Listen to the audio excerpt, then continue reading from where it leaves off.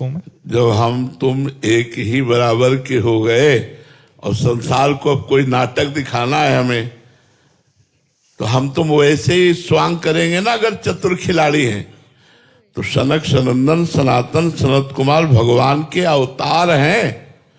आप 24 अवतारों में आप देखिए, ये प्रथम सर्ग प्रथम भगवान का अवतार है, सनक सनंदन सनातन सनत कुमार।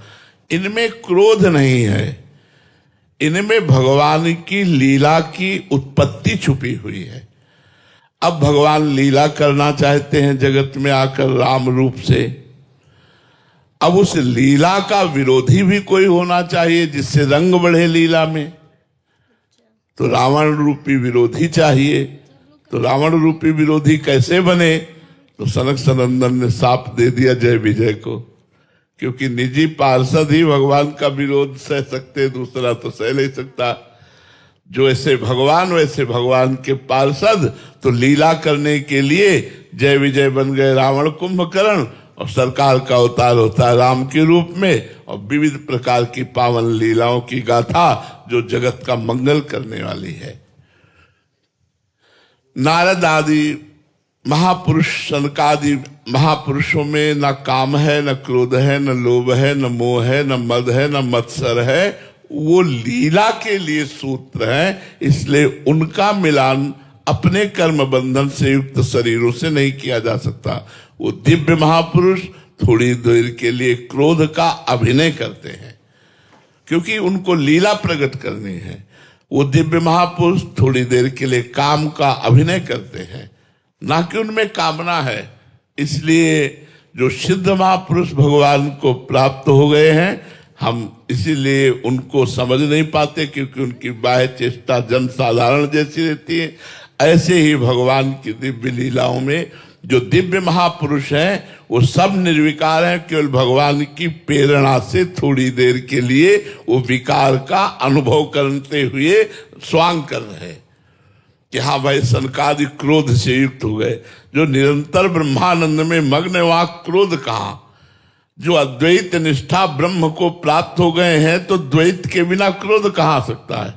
तो ये बातें समझनी है। पुष्कर सिंह जी कानपुर से। राधे राधे महाराज जी। महाराज जी, आपके वचनों को सुनकर भक्ति मार्ग पर चलने का प्रयास कर रहा हूं। आपके श्रीमुख से सुना है कि एक ऐसी अवस्था आती है जिसे प्राप्त करने के बाद फिर कुछ पाने की इच्छा नहीं रह जाती, कुछ जानना बाकी नहीं रह जाता। महाराज जी, साधक ऐसा क्या प्राप्त कर लेता है कि उसके भीतर फिर कुछ भी पाने की, जानने की इच्छा शेष नहीं रह जाती? उस अवस्था को कैसे प्राप्त कर सकते हैं? ये रहस्य है, अगर समझ में आ जाए आपकी। आत्मा पूर्ण तृप्त है, आत्मा में कभी अभाव नहीं होता, आत्मा पूर्ण काम है, आत्मा आनंद स्वरूप है, आत्मा प्रेम स्वरूप है, आत्मा चिदानंदमय है, और वो मैं हूं। शरीर अपूर्ण है, अतृप्त है, सकाम है, नाशवान है, दुखमय है, परिवर्तनशील है, व्याधियों से युक्त है। तो जब हम शरीर में मैं बुद्धि कर लेते हैं तो हमारे कामनाएं प्रकट हो जाती हैं, हमारी चिंताएं प्रकट हो जाती हैं, हमारे दुख प्रकट हो जाता है, विशेष विशेष प्रकार की वासनाएं प्रकट हो जाती है। वही मैं अज्ञान के द्वारा निवृत्त होकर जो आत्मस्वरूप में स्थित हो जाता है, तो वही आत्मा हमारी भगवान है। चाहे भगवान में स्थित हो जाए या आत्मस्वरूप में स्थित हो जाए, तो जहां भगवान में स्थित हुआ तो पूर्ण काम, परमानंदमय, अखंड शांति, ये सब उसको प्राप्त हो जाती है। अब उसे कुछ जानना बाकी नहीं रहता, कुछ पाना बाकी नहीं रहता, कोई चाह नहीं रहती, कोई सोच नहीं रहती, एक परमानंदमय स्थिति, गाढ़ आनंद। जैसे सुषुप्ति में कोई कामना, कोई स्फुरणा, कोई वासना कुछ नहीं रहती, लेकिन वो घोर तमोगुणी है। ऐसे जागृत में त्रिगुणातीत अवस्था अपने आत्मस्वरूप को प्राप्त होकर ज्ञानी महात्मा पूर्ण निष्काम हो जाता है। नहीं स्वात्मा रामम विषय मृग तृष्णाम भ्रमयति। आत्माराम पुरुष कभी विषय रूपी मृग तृष्णा में भ्रमित नहीं होता। ऐसे ही जो भगवान की भक्ति में ऊंचाई पर पहुंचता है, शरीर संबंधी भोग, शरीर संबंधी रिश्ते नातेदार, इनसे ऊंचे उठ जाता है और भगवान में उसकी रति हो जाती है, तो उसकी ऐसी स्थिति हो जाती है, कोई कामना नहीं, कोई चाह नहीं, कोई अहंकार नहीं, कोई ममता नहीं, बड़ा सुंदर दिव्य स्वरूप होता है। तो जाहि न चाही कबहु कछु तुम सन सहज स्नेह, बसहु निरंतर तासुर सुराउर निजगे। जिसकी चाह मिट गई, भगवान से सहज प्रेम हो गया, तो स्वयं परमानंद में भगवान उसके हृदय में प्रकट हो जाते हैं। है सबके हृदय में, पर त्रिगुण माया का पर्दा लगाकर भगवान है और भक्त के हृदय में प्रकाशित हो जाते हैं। जहां भय प्रकट कृपाला दीन दयाला, तो हृदय आनंद से भरकर कभी नाचता है, कभी हंसता है, कभी गाता है, कभी समाधिस्थ रहता है। न लाज तीन लोकन की, न वेद को कहो करे, न शंख भूत प्रेत की, न देव जच्छते डरे, सुने न कान और की, दृश्य न और इच्छना। ऐसी स्थिति हो जाती है। इसलिए देह भाव त्यागने की आवश्यकता है साधना करके। और जब देह भाव त्याग हो जाता है, साध्य में स्थित हो जाता है, तो फिर कोई न करने की चाह रहती है, न पाने की चाह रहती है। जी। लवीना जी इंदौर से। राधे राधे महाराज जी। महाराज जी, मैं एक प्रारंभिक साधक हूँ। साधना शुरू करने के बाद से कंचन और कीर्ति खूब मिल रही है, वो चाही अनचाही मनोकामना भी पूर्ण हो रही है। डर लग रहा है कि संसारिकता में उलझ ना जाऊं, अपनी साधना को और परिपक्व। हाँ, ये बात जरूर सावधानी रखनी चाहिए कि जब अनुकूलता मिले तो डर जाना चाहिए, कहीं मैं अनुकूलता में फंस न जाऊं। ये भजन का फल नहीं है, ये तुम्हारे पूर्व के पुण्य हैं। अभी जो तत्काल कामना पूर्ण हो रही है, जो आपको चाहिए कंचन कीर्ति आदि, वो प्राप्त हो रहा है, तो ये भजन का फल नहीं है। अभी ये भजन का फल आगे मिलेगा, ये आपके पुण्य का फल है। नहीं तो एक से एक बड़े भजनानंदी है, पूरा जीवन दुख में जा रहा है, तो क्या मतलब है? तुम प्रारंभिक साधक हो, तुम्हारे लिए इतनी छूट, जो चाहो मिल जाए, कीर्ति मिल जाए, सब सुख मिल जाए, और जो रात दिन भजन में लगे उनको दुख। इसका क्या मतलब है? भगवान क्या उनसे नाराज है क्या? नहीं, उनके पाप नष्ट हो रहे, तुम्हारे पुण्य नष्ट हो रहे। वो निष्पाप होकर भगवान की तरफ बढ़ रहे हैं, तुम पुण्यों का भोग करके माया की तरफ बढ़ रहे हो। अगर आए हुए पुण्य के संयोग से संपत्ति सुख आदि को हम परोपकार में लगा देते हैं, स्वयं भोग नहीं करते, परिवार की सेवा में लगा देते हैं और खूब नाम जप करते हैं, उससे प्रभावित नहीं होते, तो कुछ नहीं बिगाड़ पाएगी, हमारी भगवत प्राप्ति हो जाएगी।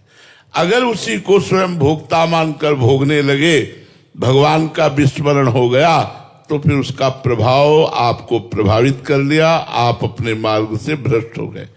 इसलिए सावधानी रखनी है। विजय श्री जी बीकानेर से। महाराज जी, अष्टावक्र जी कहते हैं कि तू एक क्षण में ज्ञान को प्राप्त कर सकता है। वो किस ज्ञान की बात करते हैं जिसको पाने में क्षण भी नहीं लगता? देखो, महापुरुषों की बातें सहज में समझ में नहीं आती।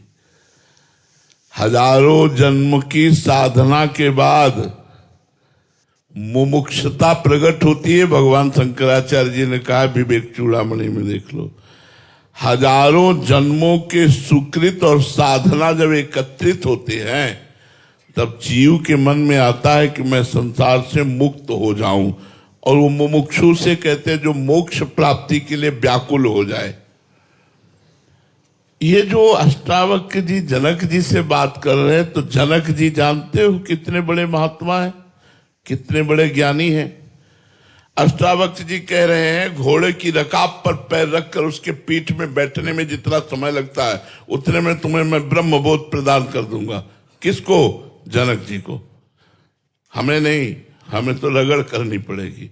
ऐसे ब्रह्मबोध थोड़ी हो जाता है। तैयार भूमि जनक जी महाराज की है, विदेह राज है, तो बस जरा सा संकेत किया स्वयं के अनुभव का, तो एक सेकंड में स्वयं में स्थित हो गया। स्वयं में स्थित होने में क्या टाइम लगता है। अब वो परम पवित्र है, हम अपवित्र हैं, इसलिए हमारा देहाभिमान आड़े आ रहा है। वो दीवाल की तरह मैं और देह के बीच में है। अब वो दीवाल गिरे अहंकार की, तब तो बात बने साधना से। मैं पुरुष हूं, मैं स्त्री हूं, मैं विद्वान हूं, मैं धनवान हूं, मैं कुलवान हूं, मैं मैं ये जो मैं की दीवार लग गई है प्रकृति जनित, इसे हटानी पड़ेगी। परमात्मा जनित जो मैं है वो शुद्ध ब्रह्म है, अहम ब्रह्मास्मि। और जो अहम है वो मलिन मायाकृत है। यही बीच में मेड़ है, ये मेड़ मिट जाए, सच्चिदानंद सुख का अनुभव हो जाए। कोई भी साधक हो, सबको भगवत प्राप्ति का बढ़िया अवसर मिला है, मनुष्य शरीर मिला है। हमें लगता है यार भगवत प्राप्ति न सही तो नाम जप तो कर ही लो। ऐसा नाम जप कर लो कि अगला जन्म फिर मनुष्य का मिले, फिर भजन होए। ये जो सेकेंड और क्षण की बात है, ब्रह्म ज्ञान की तैयार भूमिका की बात है। बिल्कुल तैयार हैं, बस केवल आग लगाने की जरूरत है। बिल्कुल पेट्रोल की तरह तैयार हो चुके हुए, बस ज्ञानाग्नि केवल फेंकनी है कि ज्वाला जल उठी ज्ञान की। वो है जनक जी महाराज और उपदेष्टा है अष्टावक्र जी। तो वैसी भूमिका सबकी थोड़ी तैयार है। इसलिए खूब नाम जप करो। नाम जप से परम मंगल हो जाएगा, ब्रह्मबोध भी हो जाएगा, प्रेम भी हो जाएगा, मोक्ष भी मिल जाएगा। जो चाहोगे वो सब नाम से प्राप्त हो जाएगा। ओम प्रकाश गर्ग जी, मध्य प्रदेश से। राधे राधे महाराज जी। महाराज जी, जीवन के इस अंतिम पड़ाव में जब शरीर शिथिल हो रहा है तब भी मन दूसरों के प्रति ईर्ष्या और क्रोध के विकार शांत नहीं कर पा रहा। हाँ, चूंकि अभ्यास नहीं किया ना पहले से अध्यात्म का, अभ्यास न होने के कारण शरीर बुढ़ा गया, मन बुद्धि थोड़ी बुढ़ा गए। मन बुद्धि तो नवीन ही रहते, शरीर बुढ़ा गया है, मन बुद्धि तो वही है। ये कभी थकित नहीं होते, ये कभी पुराने नहीं होते। ये नवम नवम भोग, नवम नवम राग द्वेष ईर्ष्या ये पैदा करते रहते हैं। इसी के रोकने के लिए भगवान का भजन है। यदि भगवान का नाम जप करो तो सब ठीक हो जाएगा। जासु नाम भव भेषज हरन घोर त्रयशूल। दैहिक दैविक भौतिक तापों का नाश और संसार के आवागमन चक्र से मुक्ति, ये सब भगवान के नाम से मिल जाएगी। इसलिए नाम जप करो अधिक से अधिक, राग द्वेष के चक्कर में मत पड़ो। चलना है यहां से, मरना है। एक काल का कसाई वाला है मृत्यु लोक, सबको मरना है। कोई आज, कोई कल, कोई परसों, पर मरना प्यारे सबको है। कुछ ऐसा कर लो जो यहां से ले जाओ। ये बैंक बैलेंस, ये बड़े बड़े पद, बड़ा बड़ा परिवार, मित्र समुदाय, ये तुम्हारे साथ जाने वाला नहीं। तुम्हारा शरीर भी आग में जला दिया जाएगा या मिट्टी में गाड़ दिया जाएगा। केवल तुम्हारे किए हुए पाप और पुण्य कर्म तुम्हारे साथ जाएंगे। इसलिए भगवान का नाम जप कर लो, जो पाप और पुण्य दोनों से उठाकर तुम्हें परमानंद की प्राप्ति कराए। नाम जप के बिना कुछ नहीं होने वाला। हमारी बात बिल्कुल पकड़ लो। इसलिए जिसको जो गुरुदेव ने नाम दिया है, राम कृष्ण हरि वाहेगुरु, जो भी नाम दिया है, खूब नाम जप करो। नाम जप से ही मंगल होने वाला है, बिना नाम जप के नहीं। वसुंधरा गौड़ जी, राधे राधे महाराज जी। महाराज जी, आपके चरणों में कोटि कोटि प्रणाम। महाराज जी, मुझसे संतों के प्रति और आपके प्रति मन वचन से कोई अपराध बन गया है शायद, जिसके फलस्वरूप भजन में बहुत आलस प्रमाद आ गया है। श्री जी के लिए रोना जो पहले आता था वो भी गायब सा हो गया। महाराज जी, आप कोई दंड दें या कोई प्रायश्चित बता दीजिए। रोज सुबह प्रातः उठ करके वृंदावन को प्रणाम करके जो हम बोलते हैं वो बोला करो। हे वृंदावन धाम, हमारे जाने अनजाने में व्यक्त अव्यक्त महापुरुषों से यदि कोई अपराध आपका बन गया हो तो आप हमें क्षमा करें। हर वृंदावन वासी को रोज वृंदावन धाम से प्रार्थना करनी चाहिए कि रोज प्रार्थना करें कि जाने अनजाने में यदि कोई अपराध बन गया हो, व्यक्त अव्यक्त महापुरुषों का अपराध बन गया हो, तो हे धाम कृपा करके मुझे क्षमा कर दो। तो जो अपराध होंगे वो सब भस्म हो जाएंगे और बुद्धि शुद्ध हो जाएगी, अपराध बनेंगे ही नहीं। ऐसा करो। संस्कृति जी, राधे राधे महाराज जी। महाराज जी, बाहर की दुनिया का संघर्ष और अंदर की दुनिया का संघर्ष दोनों में बैलेंस कैसे करें? अगर बाहर हम किसी से प्रेम करते हैं तो हम ये आकांक्षा रखते हैं कि वैसा ही प्रेम मिले, बट नहीं मिलता तो फिर महाराज जी अंदर से दुखी हो जाते हैं। ऐसे में आपने आपको कैसे? देखो, बाहर तो जितना जगत है उसको कहा गया विषम, कभी सम तो हो नहीं सकता संसार। जीत विषम संसार, संसार विषम है। और भगवान ने इस संसार को लिखा है दुखालयम अशाश्वतम, दुख देने वाला और नाशवान। फिर आप इसमें सुख कैसे पा सकते हैं? फिर आप इसमें प्रेम कैसे पा सकते हैं? जब तक सब में भगवान को नहीं देखोगे तब तक दुख मिलेगा, परिवर्तन मिलेगा, विषमता मिलेगी, अंदर से हमारे पश्चाताप, शोक, चिंता, भय ये मिलेंगे। अगर इसी संसार के व्यवहार में हम जिस व्यक्ति से प्यार कर रहे हैं उसमें हम झांक के देखें कि मेरे भगवान बैठे हुए हैं और उन भगवान से प्यार करें, तो हमें कभी भी दुख नहीं हो सकता, क्योंकि उसकी हर चेष्टा मुझे अच्छी लगेगी। वो गाली भी देगा, प्रतिकूलता भी करेगा तो अच्छा लगेगा। मेरे भगवान है ना, इस रूप में मेरे भगवान है। जब तक भगवत भाव नहीं रखोगे तो संसार दुखमय है, संसार विषम है, संसार में द्वंद्व है, कभी लाभ, कभी हानि, कभी सुख, कभी दुख, कभी मान, कभी अपमान, कभी जय, कभी पराजय, ये सब बना रहेगा। इसलिए सर्वतो भावेन भगवान की शरण में होकर भगवान का नाम जप करते हुए सब में भगवत भावना की जाए तो अंदर और बाहर दोनों जगह का बैलेंस बन जाएगा। अगर भजन नहीं है, भगवत शरणागति नहीं है, तो ना बाहर का बैलेंस बनेगा ना भीतर का बैलेंस बनेगा। बेमतलब में निगेटिव विचार सोचकर जलते रहोगे, अशांत रहोगे, क्योंकि अंदर विवेक नहीं जागृत हुआ। बाहर बेमतलब की कल्पना करके किसी से अनुकूल, किसी से प्रतिकूल, किसी से राग, किसी से द्वेष, हमारा जीवन व्यर्थ चला जाएगा। तो यदि हम बाहर और भीतर दोनों जगह मंगल चाहते हैं तो गोस्वामी तुलसीदास जी कह रहे हैं, राम नाम मणि दीप धरी, जीह देहरी द्वार, तुलसी भीतर बाहिरो, जो चाहसी उजियार। बोले भगवान के नाम रूपी मणि को जीभ रूपी द्वार पे रख लो तो भीतर भी बैलेंस बन जाएगा और बाहर भी आनंद रहेगा। बाहर भी आनंद, विवेक अंदर जागृत हो गया ना तो हर बात दुख वाली काट कर आनंद प्रदान करेगा। पर राम नाम मणि दीप धरी, जीह देहरी द्वार, यजिभ्यागे वर्तते नाम तुभ्यम। नाम जीह जप जागे जोगी।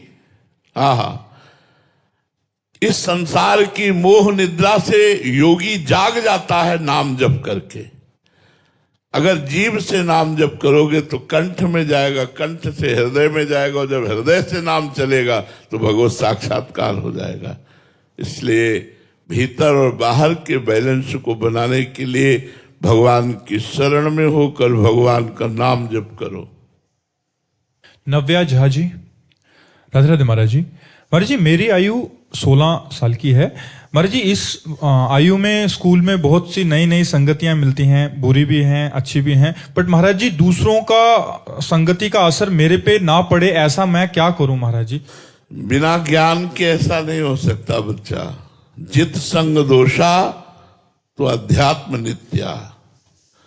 जो नित्य आत्म स्वरूप के ज्ञान में स्थित रहता है उसको किसी भी संग दोष का प्रभाव नहीं पड़ता, नहीं तो संग का प्रभाव पड़ जाएगा।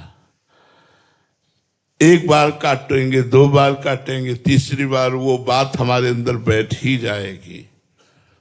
वो बात काटने के लिए एक सतत ज्ञान रूपी तलवार चाहिए, जिससे कुसंग का हमारे ऊपर प्रभाव न पड़े। को न कुसंगति पाए न साई, रहाय न नीच मते चतुराई। चाहे जितना बड़ा चतुर हो, यदि उसे कुसंग मिला तो धीरे धीरे पतित तो हो ही जाएगा, यदि उसे ज्ञान नहीं है तो। और ज्ञान है तो जो रहे उत्तम प्रकृति का कर सकत कुसंग, चंदन विष व्यापत नहीं लपटे रहत भुजंग। अगर हमारा उत्तम स्वभाव भागवतिक हो गया है तो बुरे लोगों पर भी हमारा अच्छा प्रभाव पड़ेगा, उनका बुरा प्रभाव हमारे ऊपर नहीं पड़ेगा। और जब तक भागवतिक सामर्थ्य नहीं है तो बुरा प्रभाव बहुत जल्दी पड़ जाता है। इसलिए बच्चा नाम जप करो, राधा राधा राधा राधा राधा, और सत्संग सुनो, 2 बातें करो तो तुम्हें अध्यात्म ज्ञान हो जाएगा, जिससे जित संग दोषा, किसी भी दोष का प्रभाव आपके ऊपर नहीं पड़ेगा। सोनिया जी कुरुक्षेत्र से। राधे राधे महाराज जी। महाराज जी 2 साल पहले मैं गहन डिप्रेशन में चली गई थी। फिर एक दिन मैंने आपको यूट्यूब के माध्यम से देखा और आपकी बातें फॉलो करना शुरू की, और धीरे धीरे मैं महाराज जी अभी ठीक हो गई हूँ। मेरे डॉक्टर और दवाई दोनों का काम आपने किया। मेरे लिए आप भगवान बन के आए महाराज जी, मेरे को एक नया जीवन दिया, इसलिए आपका धन्यवाद करना चाहते थे। धन्यवाद तो आपका है जो आपने हमारी बात को सुन करके उस पर चलने का प्रयास किया और आप लाभ को प्राप्त हुए, तो हमारा जीवन धन्य हो गया। यदि हमारी बातें सुनकर आप लोगों को लाभ न मिले, आपको आनंद न मिले, आपकी गंदी बातें न छूटे, तो हमारा बोलना बकवास ही तो रहा, व्यर्थ ही तो रहा। तो आपने हमारी बात को सुनकर, हमारी बात को मानकर अपने को भी धन्य किया और हमको भी धन्य किया। संत समागम का फल यही है कि आपकी मानसिकता सुधर जाए, आपकी गंदे आचरण छूट जाए, आप चिंता भय शोक से मुक्त होकर आनंद को प्राप्त हो, यही संत समागम का फल है। ज्ञानेश्वर जी महाराष्ट्र से। राधे राधे महाराज जी। महाराज जी भजन कहाँ साधक का खर्च होता है और साधक भजन बचाने के लिए क्या सावधानी रखे? देखो, यदि भगवान की शरण में साधक है हृदय से और हर कर्म भगवत अर्पण करता है, कृष्णार्पणम वस्तु, तो उसका फिर सरकारी खजाने से काम चलता है, उसका भजन नहीं कटता। जो साधक अहम पूर्ण साधना से साधना करता है, भगवान की कृपा और भगवान की चरणों की हृदय से शरणागति स्वीकृत पूर्ण नहीं हुई है, तो प्रणाम से भजन नष्ट होता है। जब लोग प्रणाम करते हैं तो जो हमें प्रणाम करते हैं उससे हमारा भजन उस प्रणाम करने वालों के पास जाएगा। जो हमें कपड़ा देते हैं हमारा भजन उनके पास जाएगा। जो हमें भोजन देते हैं हमारा भजन उनके पास जाएगा। हम जो रुपया लेते हैं, जितना लेते हैं, उसके परिणाम स्वरूप हमारा भजन भगवान से हटकर संसार के उन पुरुषों के पास जाएगा जिन्होंने हमें रुपया दिया, भोजन दिया, कपड़ा दिया, प्रणाम किया, आदर सत्कार किया, इन सब में भजन जाता है। तभी भगवत प्राप्ति जिनको करनी होती, समाज से बच के, रोटी मांग के, खा के, फटे पुराने कपड़े पहनकर अपने भजन को बचाते हैं और बचा करके उसे पचाते हैं और पचाकर भगवान को प्राप्त हो जाते हैं। और जो साधक शरणागत होता है वो ये नहीं देखता कि ये व्यक्ति दे रहा है, वो देखता है मेरे भगवान इस रूप में आकर मुझे दे रहे हैं, उसका भजन नष्ट नहीं होगा। बस ध्यान देने योग्य, मेरे भगवान ही ने कहा है अनन्यस चिंतयन्तो माम ये जना परिपासते तेसाम नित्याभियुक्ता नाम योगक्षेमम वहाम्यहम्। जो मेरा अनन्य चिंतन करते हैं ऐसे जनों के योगक्षेम का वहन मैं स्वयं करता हूं। ये बात ध्यान रखना। जो निरंतर भगवान की शरण में रहकर भगवान का चिंतन करता है, उसे चाहे रुपया दो, पैसा दो, भेंट कुछ भी, जो प्रणाम नमस्कार सब आपको तो मिलेगा उसका लाभ, लेकिन उस संत का कुछ भी नहीं जाने वाला, क्योंकि वहां योगक्षेमम वहाम्यहम भगवान के वचन है। और जब अहम ग्रह उपासना होती है, अहम युक्त होती है, तो फिर उसका भजन क्षीण होता है। जो लोगे तो प्रकृति का एक बूंद पानी भी फ्री नहीं, इसका भी टैक्स है। एक बूंद पानी भी प्रकृति का फ्री नहीं, इसलिए प्रकृति का उतना ही प्रयोग करो जितनी तुम्हें आवश्यकता हो, नहीं तुम्हारे पुण्य नष्ट हो रहे हैं। हमारे लिए टोटी खुली है पानी की, तो व्यर्थ में खुली मत रखो, वो किसी के काम आएगी। अगर व्यर्थ में आप पानी ले रहे हो तो टैक्स लग रहा है, आपका भजन कट रहा है, आपके पुण्य नष्ट हो रहे हैं। व्यर्थ में लाइट मत जलाओ, अगर काम चल रहा है बिना लाइट के तो मत जलाओ। प्रकृति की वस्तु का जितना उपभोग करोगे, कोई भी हो, उतने ही तुम्हारे पुण्य नष्ट होंगे। ये हमारा सरकारी कानून है, जितना प्रकृति का भोग करोगे उतने पुण्य नष्ट होंगे, और फिर पाप आएगा तो वही प्रकृति दंड देने वाली बन जाती है, वही फिर हमें महादुख देती है। तो भजन करने वालों को जहां अहम ग्रह उपासना है, मैं भजन करता हूं, वहां इन बातों से बचना चाहिए। और जो भगवान की शरण में है वो तो जोई जोई प्यारो करे सोई मोहि भावे। महलों में राखो चाहे झोपड़ी में वास दो, जैसी तुम्हारी मर्जी हो। हे नाथ मैं आपकी शरण में हूं, तो उनका भजन नहीं करता, उनका भजन सीधा भगवान को प्राप्त कराता है। श्री राधा वल्लभ लाल लाल की